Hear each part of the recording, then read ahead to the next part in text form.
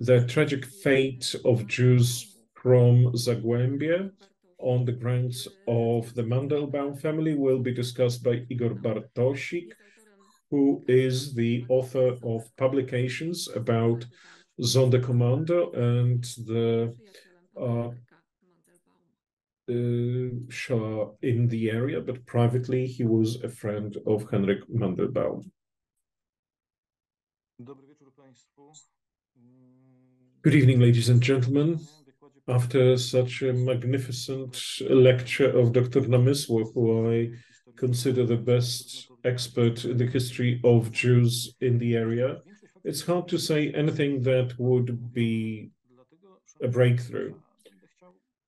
Now, I'd like to tell you that story more from the emotional side, from its human face. I'd like to show the tragedy of the people who attempted at continuing their not easy, rather hard pre-war life during the war. The axis of that narrative will be my friend, one of the most important people I met in my life, Henryk Mandelbaum. Ladies and gentlemen, the Mandelbaums lived before the war in Olkusz. Father, you can see him on the left-hand side, Abram, that is Abraham, was a butcher. On the right-hand side, there is Estera, the mother. They were people who had their own business, a small slaughterhouse situated close to the market square of Olkusz, but the crises of the 1930s meant that they had to look for employment, and they moved to Ząbkowice-Będzińskie, which now is actually a district of Dąbrowa Górnicza. Family consisted of a few children. The oldest one was Sister Władysława. Henryk was the second child, and the third person was a younger brother, Romek. And here in the bottom of the picture is Freudia Mandelbaum wearing a green blouse, who at the moment of the outbreak of war was 6 years old. The life was not very easy and light because they had to face a number of problems, mostly financial, but the turning point in the life of the family was the employment of Henryk Mandelbaum in a quarry close to Kamieniec Będziński when he was 17 years old. So at that point, the family situation was improved. This is a photograph of Henryk Mandelbaum from before the war, and he was about 17 years old at that time. He was employed as a worker in the quarry, so his life was sort of stable then, but this does not mean that they were so well off. This is the Gospodarcza Street in Ząbkowice-Będzińskie, and close to the tree that you see over there in the right, this was the place of their family home. So it was a few-story building, and on the other side of the yard, there was a house that they rented to other people. But together with Henrik Mandelbaum, I had an occasion to visit the house. It was slightly ruined at that time. This is 1984, when we were taking the photos, preparing the documentation for the book. So during our visit that we had there in Ząbkowice-Będzińskie, we took a few photos in the very premises where they lived.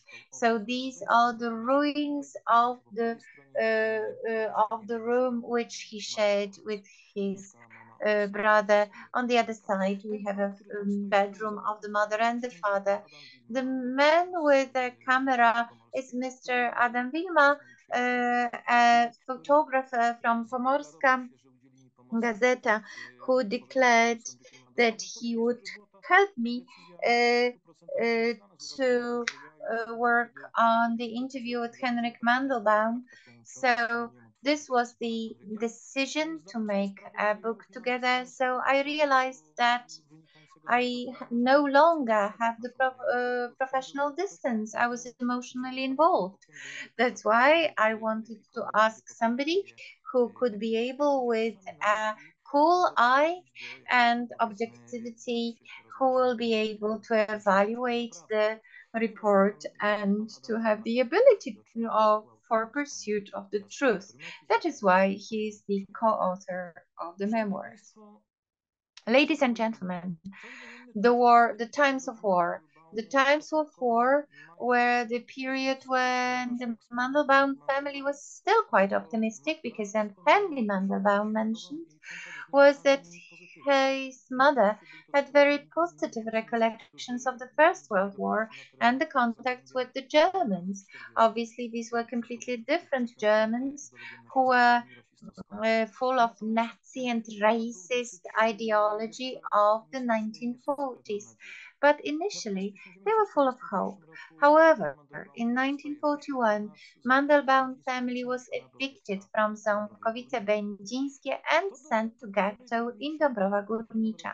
The ghetto in Dąbrowa Górnicza was the one where the family was staying till June 1943, and Henrik Mandelbaum was included into the group of workers uh, where uh, the German administration lived, and they were undertaking various types of renovation and construction works.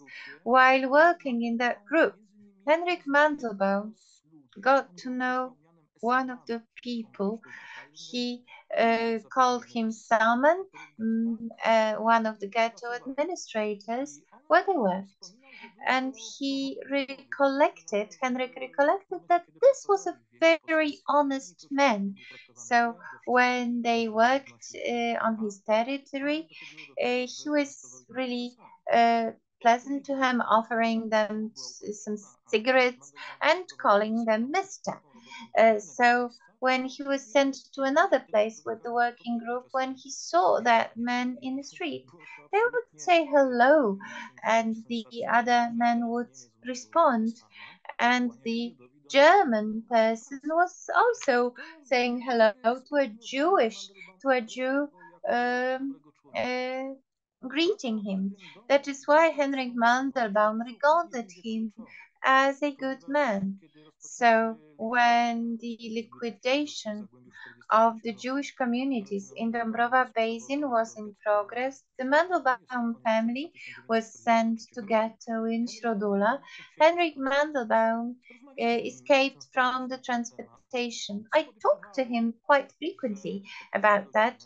So what was the reason why he left the family with whom he felt safe and for which he felt responsible? So his task was quite stable. To be honest, I never heard the final response. I have a feeling that this escape was probably agreed, or this is the outcome of some of the contributions that Henrik made, or perhaps there was a silent approval of his mother, with whom he had special ties. Looking at his family memories, person number one in his memories and in his emotions, it was always his mom, Stella. So when the Mandelbaum family was sent in a truck from ghetto in Dąbrowa Górnicza to Sosnowiec to ghetto in Śródula, the car stopped at a crossing and Henrik jumped off. So it was with surprise that I asked, "They didn't shoot at you?" And Henrik Mandelbaum, who was quite a smart man, who had a very uh, realistic opinion, said it was easier for them not to notice or pretend not to notice. They could shoot anybody else when they were shooting at me, so this could be quite problematic. But what to do later on? The situation was critical. There was nowhere to hide. So his steps were directed to the place that he worked before, to Assaman. And this is one of the reasons why Henrik Mandelbaum would always, let me repeat that. You could, he said, do not judge people. Nie można się kierować wartością człowieka przez pryzmat jego narodowości, języka, którym się posługuje, bo w każdej nacji są ludzie dobrzy i ludzie źli. There are good people and bad people, and Asaman was an example of a righteous person. So when Henrik Mandelbaum knocked at his door, he was accepted and he was staying in an unfinished part of his flat, which was the time that it was the moment that helped him to survive the most difficult times. The photograph that you see, that you have seen for a moment, was taken in 1933, and soon we are going to see my publication with Łukasz Martyniak, with Dr. Lahendro. We worked on an album presenting all the preserved photographs made by the construction department of SS Auschwitz. Some of them are known, and you know what's seen in them, whereas some of them aren't, and we would, Łukasz took a decision not only to describe them, but also to present, to find dates on the basis of the protocols of the construction works. So we know that here in the foreground, we see the construction of the acid sauerkraut house, and in the background, the potato storage place, and the cross that you can see, the red cross that you can see, it is the south fragment of the first unloading ramp in Birkenau camp, and this was where the Mandelbaum family landed in the end in 1943. After selection, they were all sent to death in a gas chamber. When I talked with Henrik Mandelbaum about the story of his family, he seemed to avoid the subject, but he frequently asked me to learn what happened to Romek, his younger brother. So when he came to Auschwitz, he was about 12 or 13 years old. I was looking for some archival materials. I was trying to find it in the central documentaries, in the central documents, but the question, he asked me to search and not to find, because he wanted to live with a silent hope that Romek survived selection, that perhaps he lived somewhere at the far end of the world, being unaware that his brother survived as well. At some point, I realized that it was about the search and not about the result. His sister Władysława, who was taken in 1942 to one of the camps within Albrecht Schmecht's actions, so he worked in Langenbelow in weaving factory, and after the war she emigrated to the United States. Ladies and gentlemen, Henrik Mandelbaum, after a few weeks spent in the place of that German who was really helpful and honest, Henrik was aware that he was no longer able to be staying there. So on one day he was invited over for a dinner, and the German person asked him to find somewhere else to live because they wanted to finish the part of the house that was unfinished. He said that it was obvious that he was not going to stay there forever, so he made a plan. So his father was still a butcher in Ząbkowice-Będzińskie. He would frequently send Henryk to take some animals for slaughter. So on the way there, he got to know many Polish farmers. So he thought that it was a great chance for him to find shelter. So he was hiding between autumn 1943 and spring 1944, we identified 7 families that offered him shelter.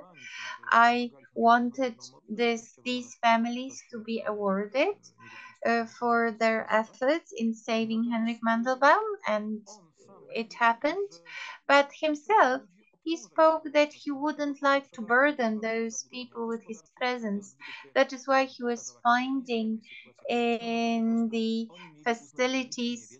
So at a moment of any search, they were to say that they had no idea about that fact.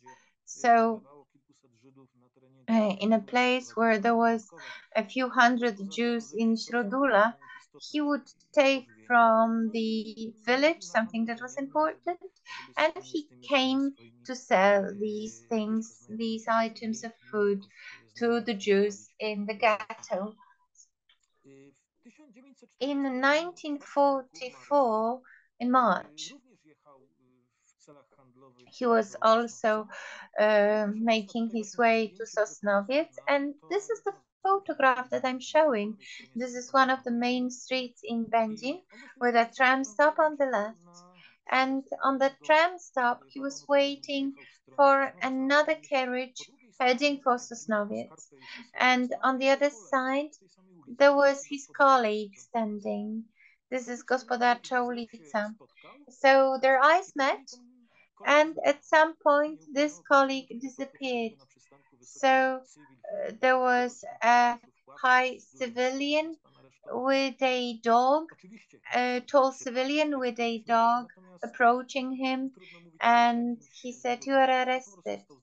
So he was denunciated by his colleague that he was a Jew in hiding. He was taken to Gestapo station in Sosnowiec, being aware that he might be found, he prepared an explanation. So in Będzin there were ruins of a castle.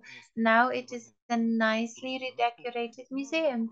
So he prepared a story that he was hiding there. He was also ready to show where it was, so that there was not even a trace of suspicion against people who were helping him to hide.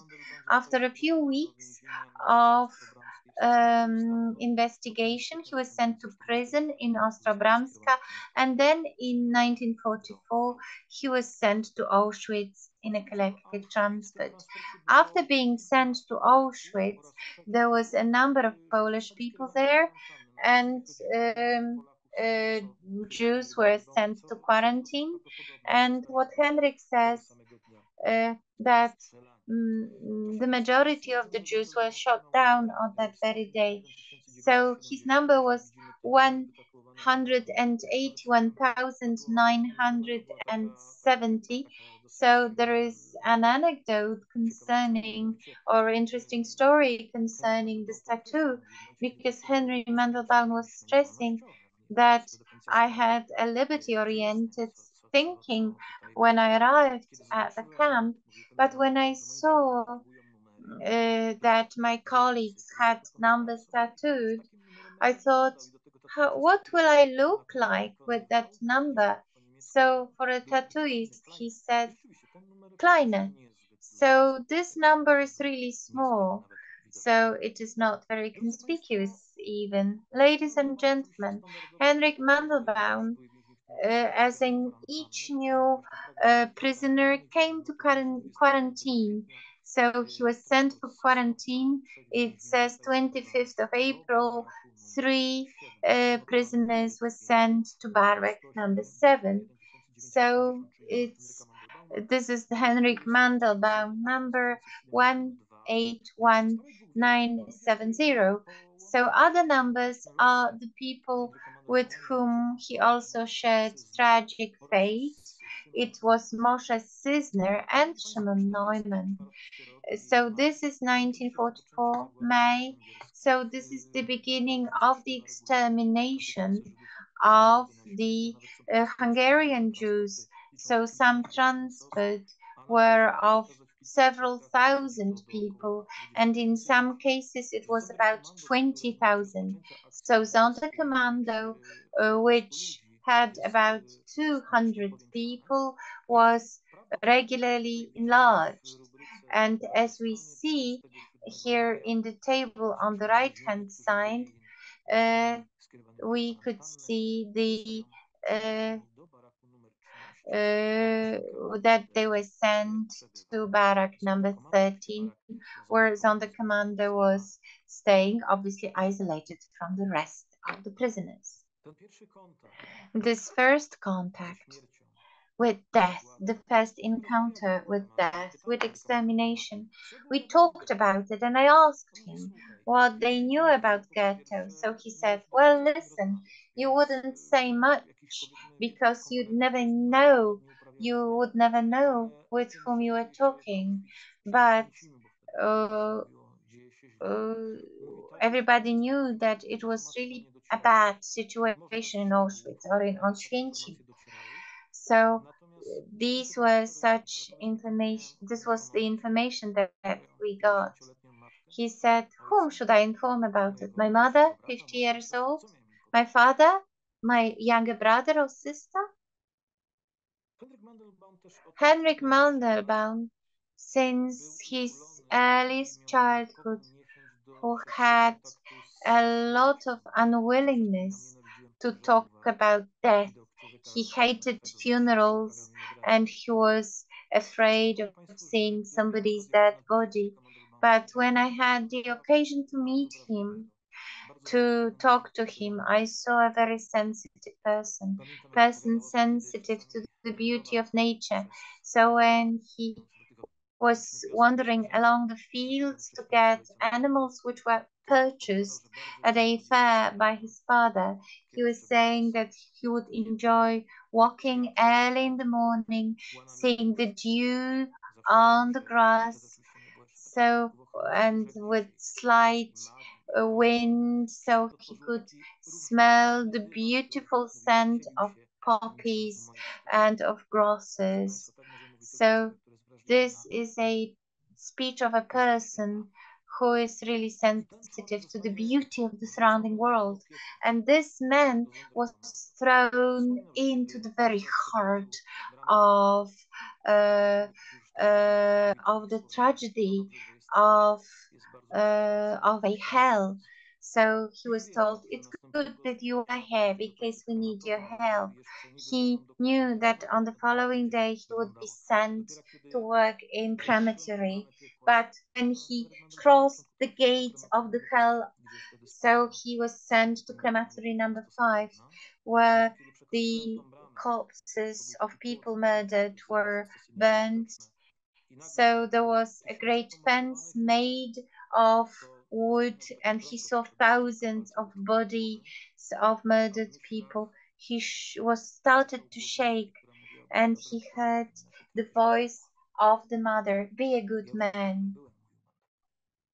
Mówi, zdawałem sobie I've doskonale been to that hell, he said. I realized that I have no way out. I closed my eyes and I asked myself the question, what now? He knew he had to start work. I asked him if he remembers the first man he threw into the flames, and he just showed his hand, said he's here, a man of over 50. Of course, the history of Sonderkommando is the history of people who were forced to mostly burn the bodies, clean the gas chamber, and remove the personal chattels from the undressing room. We are not discussing these now in particular detail, as this is not the subject of our meeting. Henrik Mandelbaum started working in Sonderkommando late in May 44. That was crematorium number 5. And one day, returning from his day job, crossing the gate of D2, he hears a voice. Somebody's calling him by his name. There was a colleague of him, Ryszard Kordek, from the same backyard. He was a prominent man. He had easy work. He had long been here since 1941, and he was getting and escape ready. As he had this privilege, he could make it to Sonderkommando, which was in fact isolated, but it wasn't a hermetical barrier that he wouldn't be able to go through, especially in case of an inmate who was somebody. He informed Mandelbaum that they needed money, they needed valuables to escape. Henrik realized that he cannot continue his intention to escape the hell of Birkenau, but in the following week, when his night shift went from this crate from which in which there was money, rings and all, he brought out some money and some valuables and he gave them all to Ryszard. This is what the Sonderkommando barrack looked like. I've managed to publish it in a book, Świadkowie na piekła. That's the inside of barrack number 13 on section B2D, where Henryk Mandelbaum lived. And now, ladies and gentlemen, 1944, a tragic year in the history of Auschwitz when the transport intensity was really macabre. And then after the end of the Shoah ended in Hungary, it moved to Łódź. The Sonderkommando inmates rebelled. Henryk, by miracle, survived those events. And then in November 44, another selection there. And only 100 of them survived.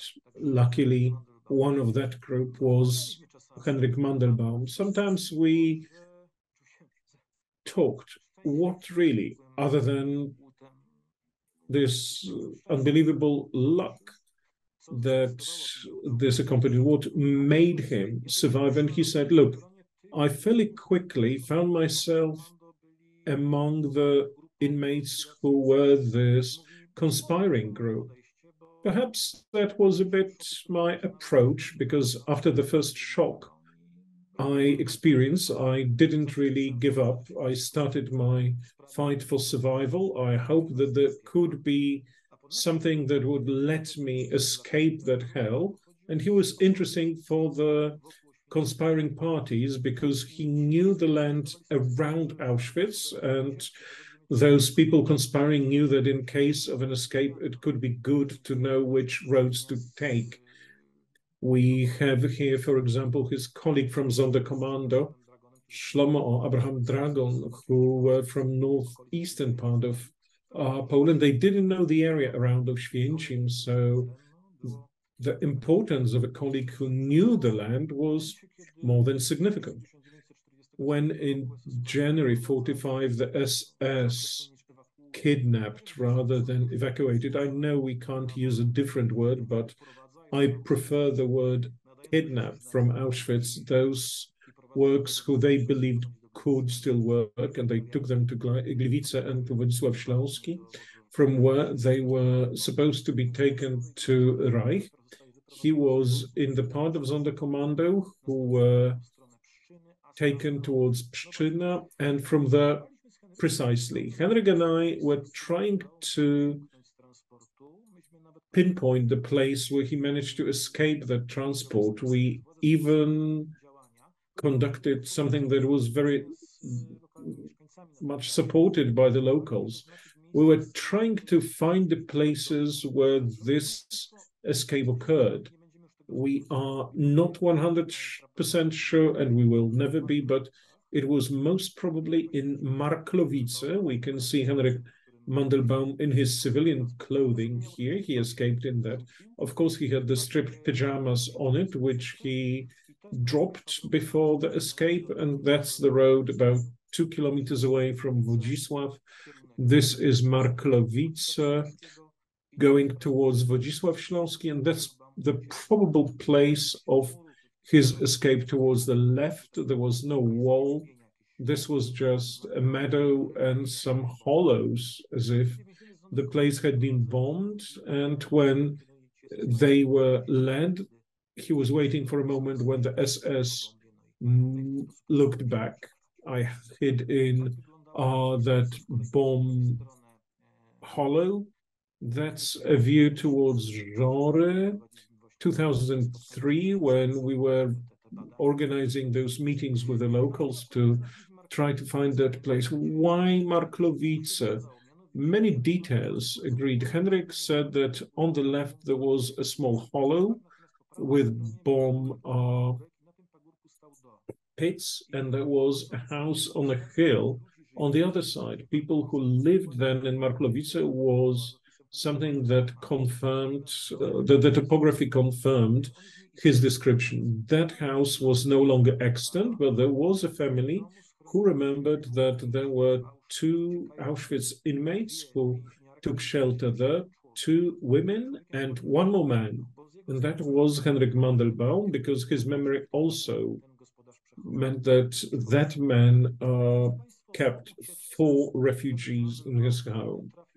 After escaping, he made it to Nowa Wieś, and from Nowa Wieś, he managed to move. The trains, passenger trains, were still there, and he made it to Zagłębie, where he was hiding with his friends until the Russian army entered. Then the Russian commission was there to run the first investigation, and the press announced that if there are any witnesses who have some interesting knowledge, they should report. Henrik Mandelbaum was one of those who came to this Russian commission. There was also Henrik Tauber and Shlomo Dragon. As soon as he delivered his testimony to the Soviets, the Polish representative was Professor Roman Dawidowski, and an expert of the AGH University.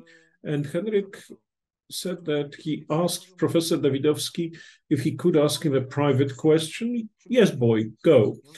How can I help you? Professor, I need support. I have nobody, no parents, no one. Everything I have is what I'm wearing, and even that is not mine, but that's from somebody who had previously been killed in a gas chamber. What should I do about it? Dawidowski says, look, man, I can see only one thing. Go to the army. You'll have clothes, roof. If you like it, you'll become a professional soldier. I will recommend you. He wrote something on a piece of paper. He put it into an envelope and made Henrik to go to the drafting office in Sosnowiec. And indeed, when several days later, 10th of March, 45, he arrived there, he was taken to the internal security. So the military who were part of the public security then sent to the Office of Public Security in Będzin. I remember that when we discussed it for the first time, Henrik's tale seemed to me somewhat, perhaps, incredible. Of course, these were 1990s when we talked, when the history of the special police was very clear. He said, when I made it there, I realized that I got from one hell to another. I was made to interrogate people. I was no good. I couldn't type. I didn't know how to ask questions. I got them on a sheet of paper that looked grotesque. I sometimes interrogated educated people, and I made spelling mistakes while writing. And he said that he couldn't find his place in that. And then I just tried to make them give me up. When we wrote the book, Yes, Crematorium Auschwitz, we found those documents in IPN. That's his request, that he was not interested in cooperation with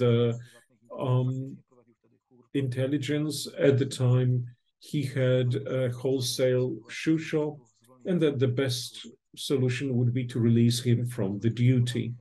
This is Henrik Mandelbaum's application to be released, and a photograph from the late 40s and early 50s.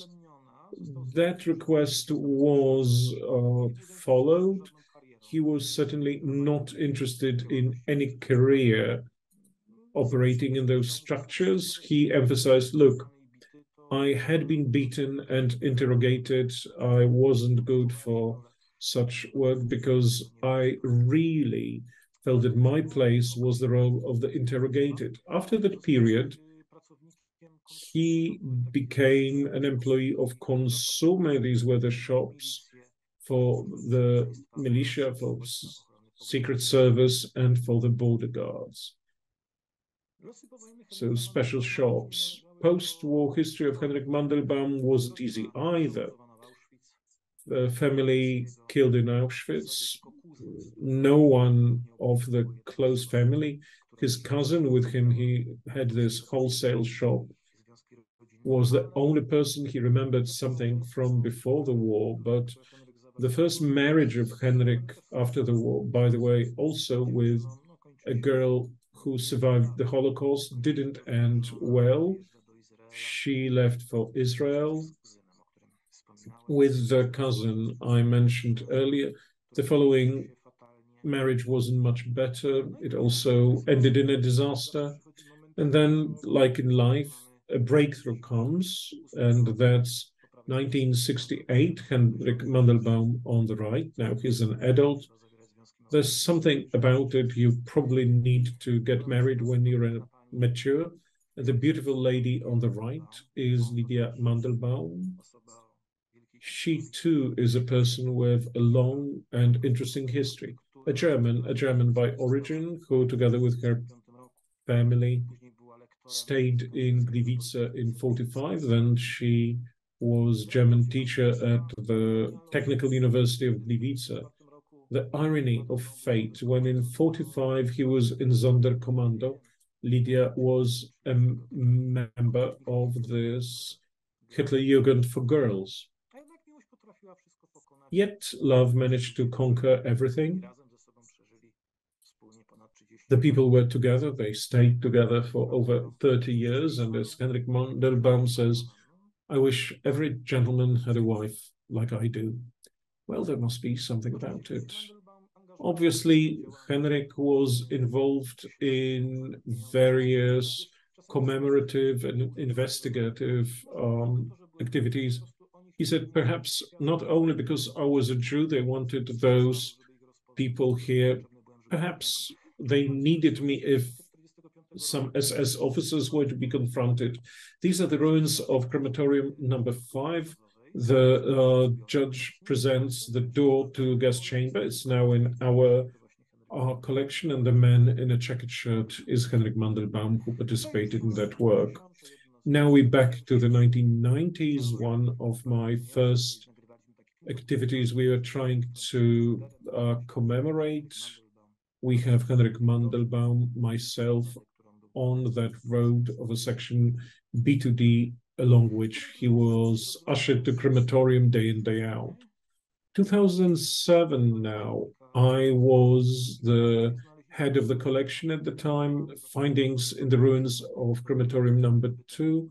Henryk is watching those objects together with me, and we're trying to decide what they were used for. Meetings with the young people, especially from Germany. Henryk, taught by his wife, spoke German quite well. This is some meeting by the ruin of crematorium 2, where he also worked for a time. There's a meeting with the Japanese groups that very often wanted to meet Henryk. And these are the activities of our museum. That was a session for teachers, 2004, 7th of October, precisely on the anniversary of Sonderkommando rebellion. Here are the ruins of Sonderkommando, of crematorium 5. There were many meetings with members of Sonderkommando. That man is Mr. Shlomo Venezia, with whom the two stayed in touch. They even visited each other. That's a meeting by the ruins of crematorium number 4, also 7th October. We used to go to different places of remembrance, as Henrik was very curious to see other camps. We're here in Majdanek and walk past the preserved crematorium. From crematorium Auschwitz, that's the last stage of our cooperation. These are our photos on the site. We're recording Henrik, talking to him. Top left, that's me, 20 years younger than now, and right, it's Adam.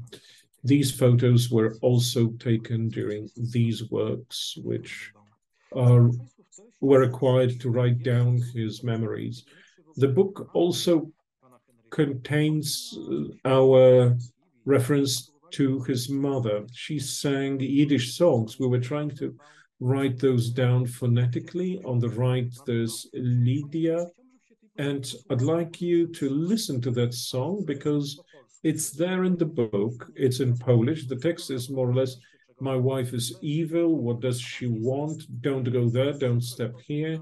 I only get vile comments. She is Rachel. She drinks like 3, eats like 2. Her feet are like cats. Dear Daddy, take her to hell. Let her burn there.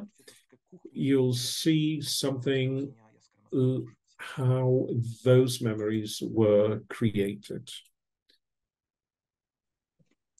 Nie zostawcie te piosenki. Tylko 2, panie Heniu, tylko te 2. Niech No ale dobrze, ale to... Just 2 songs. So... A ja to, co będziecie mieć nagrane, bo on mi tu stale miesza. A tak to ja bym miała to na ucho i wtedy ja tłumaczę. Dobra. Ja ci nie tego, bo ja ci nie... No nie tego. Ja wiem, co mówię. Ja ci nie wiesz. No, ja wiem, co mówię. To trzeba byłoby tą drugą teraz, tak? Nie, ale tą do końca, panie Heniu. Tą do końca, zaśpiewajmy. Niech pan zaśpiewa może ją do końca, dobrze? No śpiewaj. Jeszcze raz od początku. I have a vibe. No.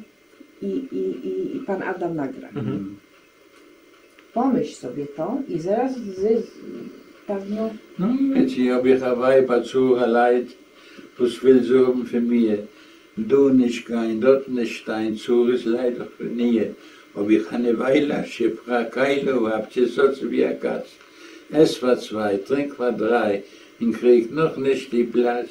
Bei doch dir Gotteniu, teure süße Tateniu, nimm sie, in Gehennem soll sie brennen, nimm sie. Szanowni Państwo, więc tak to brzmiało. Ladies and gentlemen, this is how it sounded in the original performance by Henrik Mandelbaum.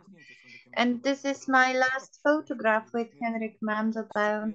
1 month before he died, we were reading once again, me, from the crematories of Auschwitz. This is the title of the publication. And when he talked about the farmers who were hiding him, and he said that, well, not much was needed, just a bottle of vodka to make them happy. He said, let's remove a mention about vodka, because somebody might think that they were alcoholics, which shows his great sensibility and how righteous he was. These are one of the last photographs of him in his beloved gardens, flowers, plants, anything that lives, and his room and toys. The toys, teddy bears that he collected. So after he died, together with Lydia, we were trying to order all stuff in his cellar. We found 5 large bags full of teddy bears. So I'm collecting. I'm a collector, and now I'm in the stage of teddy bears. This was not true. Let me tell you at the end of my presentation that in a book there is a question. Henry, have you seen the dead bodies of children? He said, no, there were no children in crematories. not possible because there were Jews from Hungary coming to the camp. There were some photographs from the ramp. So I said, well, perhaps there were no bodies of children on the day that I worked. There were no bodies of children on my shift. When I observed him, that he failed to notice small children around him. And there were some situations that there were small children around. So he simply did not see the children because I was so close to the Mandelbaum family, not only with Hendrik, but also with Lydia. And a loving wife always knows most about the husband, even more than he knows of himself. So for the protection of his own mind, he deleted children from his memory. But this is the knowledge, please forgive me, that will stay with me forever. And the teddy bears that you see, one of them is with me here. Thank you very much for listening to my lecture. Thank you very much for such emotionally loud account of a person who went through the hell of Auschwitz, and after the war he still managed to stay a sensitive person full of warmth. Doctor, thank you very much. And now I would like to invite you for a short break, and we will reconvene at 6:15.